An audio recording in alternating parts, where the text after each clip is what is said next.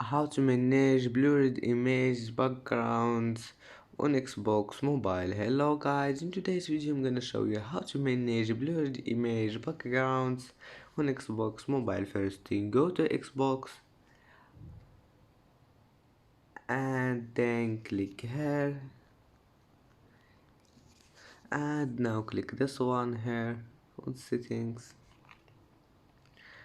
and then all you need to do is just click this one here, accessibility, and then click this one to turn it off. And as you see, blurred image background has been turned off, and if you want to turn it on again, just click on it. And that's how manage blurred image backgrounds on Xbox Mobile.